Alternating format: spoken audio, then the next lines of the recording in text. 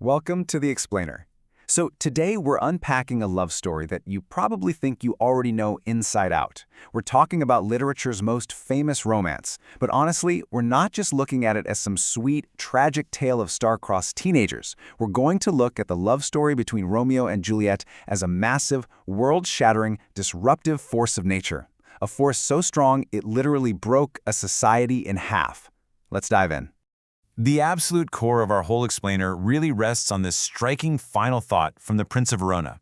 Heaven has punished hatred with love. Think about that for a second. It completely proves that love in this story wasn't just a romantic subplot, It was a violent, unyielding cure to a societal disease. Basically, a weapon of divine intervention. Section 1. Born from Bitter Hatred. To truly understand the disruptive power of this romance, we really have to establish the toxic world it was born into. The Montagues literally describe being fed hatred in their mother's milk. They equated that pure, raw anger with courage and honor. And then, on the flip side, you have the Capulets operating on this unbending law that blood just has to be answered with blood. So these aren't just families having a little spat, right? We're talking about generations of absolute learned hatred. And the rot went incredibly deep. As the sources note, there was a time when winter seemed unending and the wind of hatred scorched our lands. The feud between the Montagues and the Capulets was actually so deeply entrenched that neither side could even remember how the violence originally started, literally fighting on autopilot. They just accepted casual street violence as a normal fact of daily life. Section 2. A secret, hasty union. So, right into this world of perpetual violence drops a single, impulsive spark. The sheer speed and breathless intensity of this love story is just staggering. Day 1, they are complete strangers locking eyes at a party. Night 1, they're confessing undying love on a balcony. Day 2, they are secretly getting married by Friar Lawrence, almost overnight. The sheer velocity of this romance is exactly what makes it so dangerously disruptive. It leaves absolutely no time for the world around them to catch up or adjust. Romeo's absolute defiance is captured so beautifully in his iconic poetry, when he says, "That window is the east, and you are the sun that makes even the moon to impale with envy." He isn't just saying she's pretty, He is completely reorienting his entire universe around her. She is the sun. Everything else, even the moon, is entirely secondary to this explosive new love. And Juliet completely mirrors this with her own desperate logic. What's in a name? Even a rose, if it were called by any other name, would smell as sweet. This really highlights the reckless optimism of their love.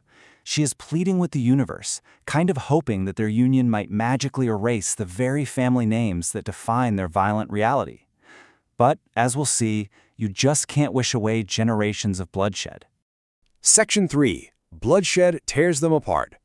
Okay, so the domino effect begins, and their pure, private love violently collides with the ugly reality of the Verona streets. Tybalt challenges Romeo, but Romeo, having just secretly married Juliet, refuses to fight because he now considers Tybalt family. This beautiful gesture of peace horribly backfires. Mercutio steps in, gets killed, and Romeo, just completely blinded by grief, slays Tybalt. Love tried to stop the fight, but the hatred was simply way too strong. And man, the consequences are swift.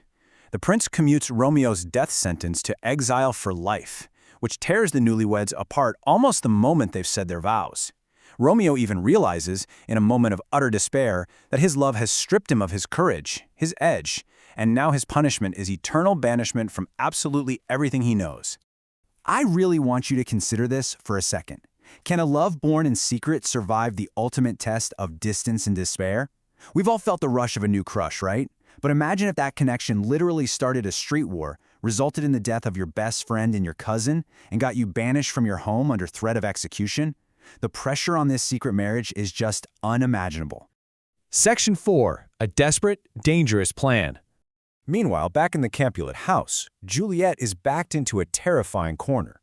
Forced by her father, who is completely oblivious to her marriage, by the way, to marry Count Paris in just a matter of days, her resolve is unyielding.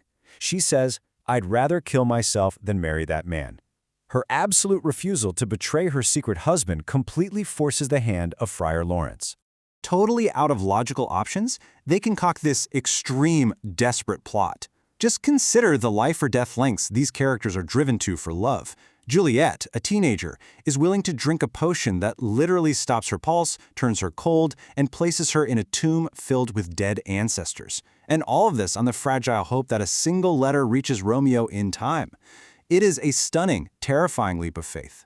Section 5. The tragic final act. The dominoes are falling entirely too fast to stop now. The pacing of this tragedy becomes absolutely unrelenting. Friar John gets delayed, the letter never arrives, Romeo rushes back to Verona, breaks into the crypt, and even ends up killing Count Paris outside the tomb. It's just chaos. He is completely unable to exist in a world without his son. Thus, with a kiss I die. Romeo chooses death over a life apart by drinking actual poison.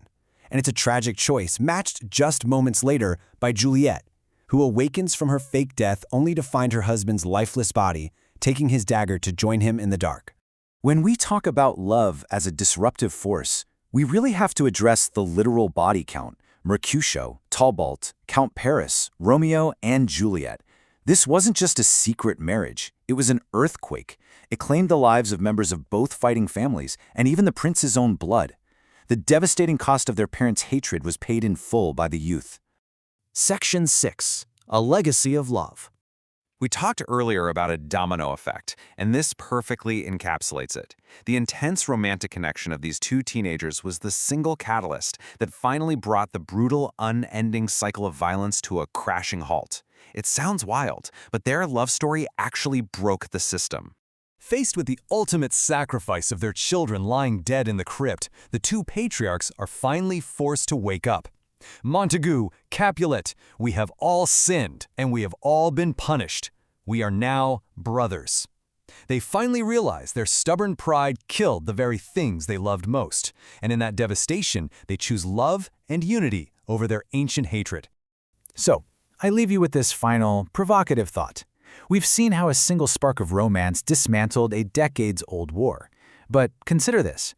Does it always take a world-shattering, tragic collision of love to finally awaken us from our deepest prejudices? It's something to chew on the next time you hear a story about star-crossed lovers. Thank you so much for joining me on this explainer, and as always, keep questioning the world around you.